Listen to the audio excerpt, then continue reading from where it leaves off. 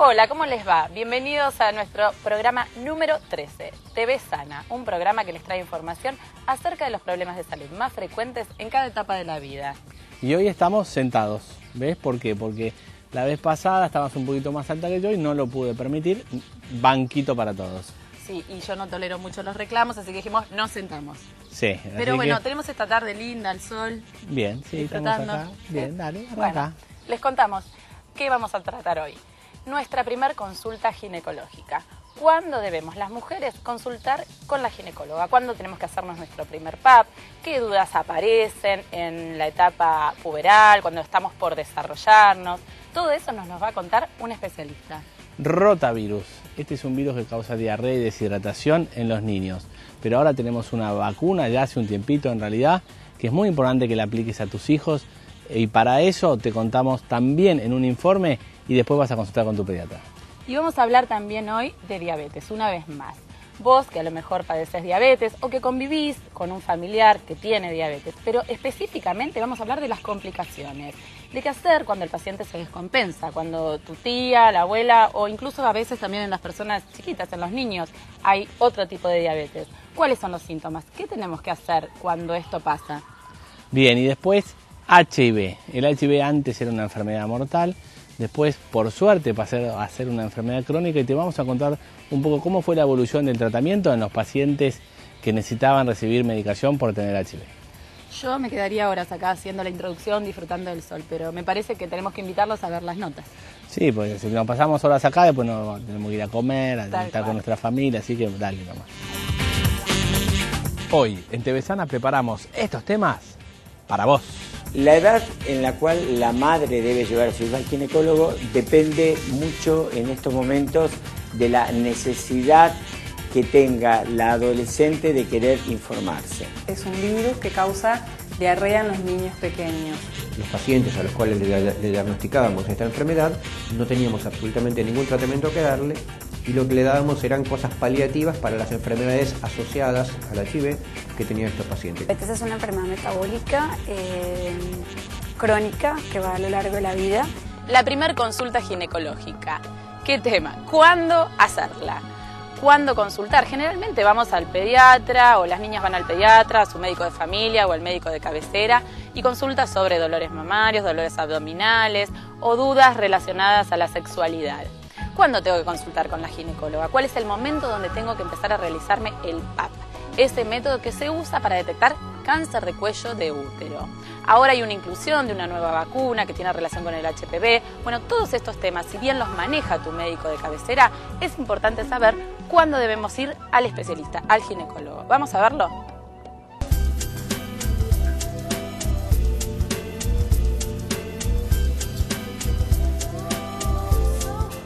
La edad en la cual la madre debe llevar a su hijo al ginecólogo depende mucho en estos momentos de la necesidad que tenga la adolescente de querer informarse. Tenemos dos casos en esta situación. La madre ansiosa que quiere que su hija vaya al ginecólogo porque ve que sus ciclos son irregulares, porque tiene menstruaciones abundantes, porque tiene menstruaciones dolorosas, porque comienzan a aumentar el tamaño de sus mamas y de alguna manera no puede manejar esa información y desea que ya no sea el pediatra, sino sea el ginecólogo el que la asesore respecto a todos estos temas. Y por el otro lado también tenemos el hecho de que la consulta espontánea del adolescente que quiere venir al ginecólogo porque ya comienza una vida sexual que es mucho más temprana, ese comienzo de la vida sexual hoy en día en las adolescentes, por lo tanto concurren con muy buen tino a poder asesorarse respecto a los métodos anticonceptivos y la forma en que deben ser realizados. Por eso no solo está el método anticonceptivo, sino también está la concientización de las enfermedades de transmisión sexual que ocurren en esta etapa de la vida, que es donde más lo estamos observando.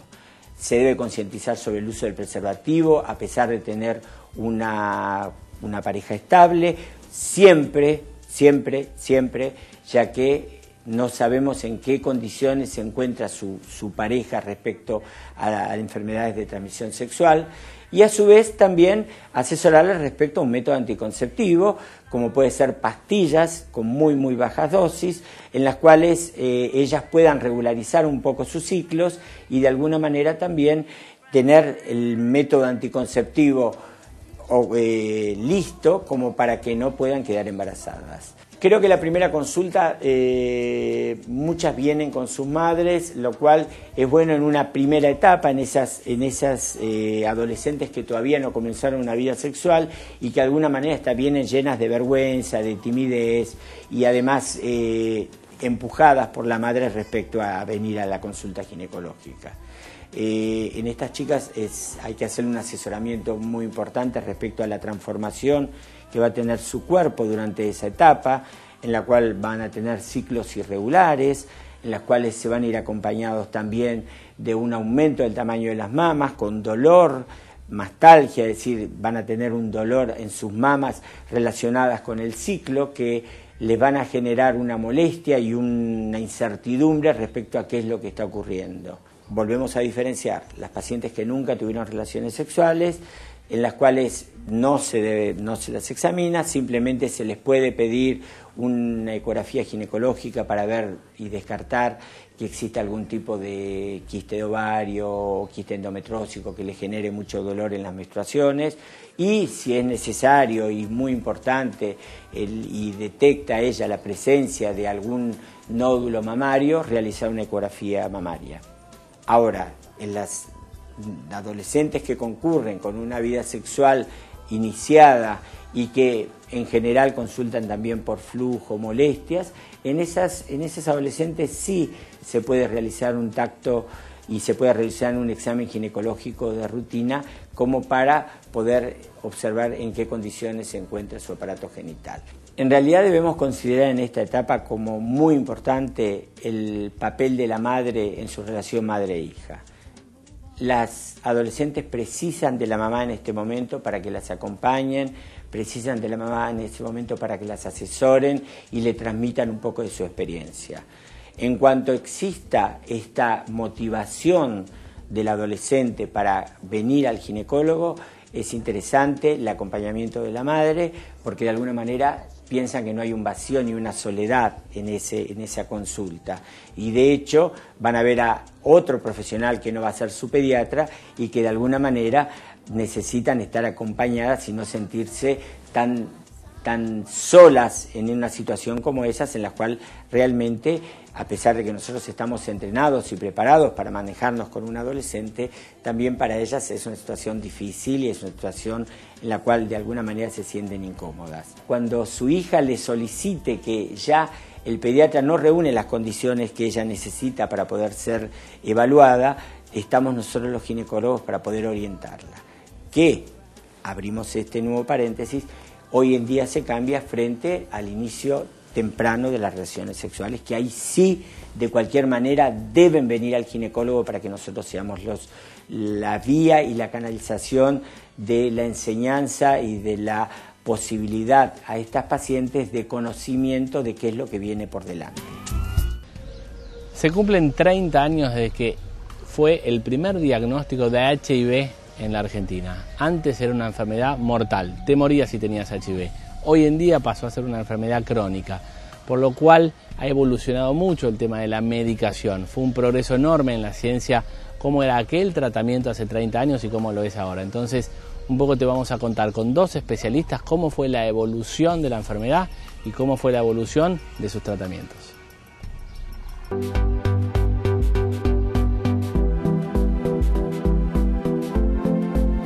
Hasta el año 87 nosotros no teníamos absolutamente nada. Es decir, sabíamos que los pacientes a los cuales le diagnosticábamos esta enfermedad no teníamos absolutamente ningún tratamiento que darle, y lo que le dábamos eran cosas paliativas para las enfermedades asociadas al HIV que tenían estos pacientes, que son las que llaman enfermedades oportunistas. Cuando empezaron los primeros casos detectados de SIDA, y que en ese momento se detectaron y eran SIDA, eran cuadros avanzados con infecciones oportunistas, con una especie de cáncer que aparecía en la piel, que es el sarcoma de Kaposi.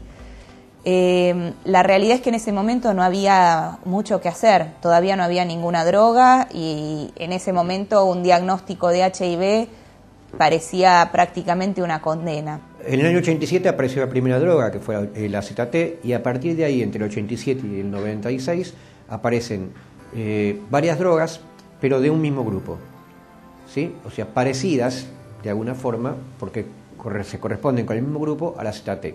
Con lo cual nosotros podíamos tratar a los pacientes con una o dos drogas, cosa que no se debe hacer, pero lo único que sabíamos y que podíamos hacer en ese momento.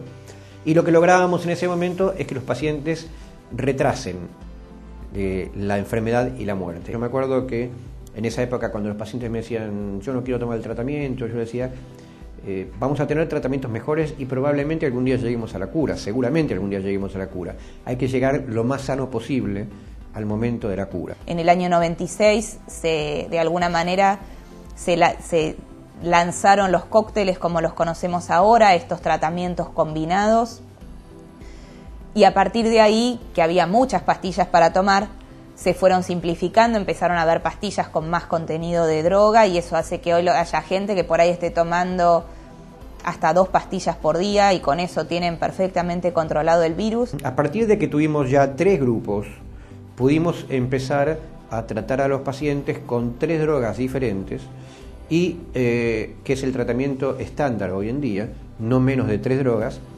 y a partir de ese momento lo que logramos es, paulatinamente y con los diferentes tratamientos que fueron apareciendo, que los pacientes que toman los medicamentos y que los toman bien, puede vivir una cantidad de años probablemente igual que la que vive un paciente negativo.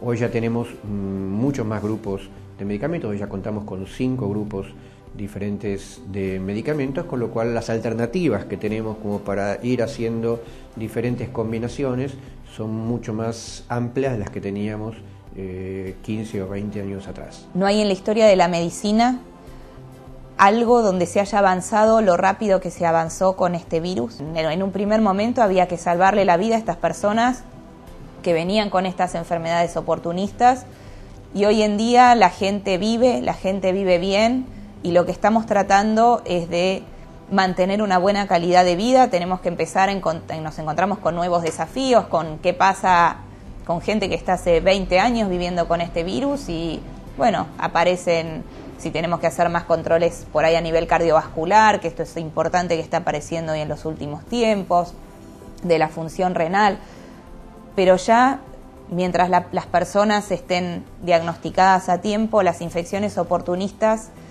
empezaron a bajar. Esto es importante decirlo. En la Argentina tenemos todos los tratamientos que existen en el mundo, es decir, no hay diferencia entre la cantidad de medicamentos que manejamos en la Argentina versus la cantidad de medicamentos que se manejan en los países más desarrollados, como son países europeos o Estados Unidos. De todos modos, es importante que sepamos que en nuestro país las infecciones oportunistas siguen siendo muchas, y siguen siendo muchas porque la gente no se testea y porque la gente no se trata, ¿sí? Entonces, la historia es muy diferente. Una cosa es lo que pasaban en los 80, cuando empezaron los primeros casos, cuando era una cosa de salvarle la vida con lo que sea, cuando empezaron a aparecer después las primeras drogas. Otra cosa es hoy. Hoy lo que queremos es una buena calidad de vida que se puede mantener y hacer los controles. Pero no nos olvidemos que una persona que no está diagnosticada puede llegar en la misma situación en la que estábamos hace mucho tiempo, cuando la gente no sabía que este virus existía, y eso era simplemente hoy en día, con la disponibilidad que tenemos de hacer diagnóstico, por no ir a hacerse el diagnóstico.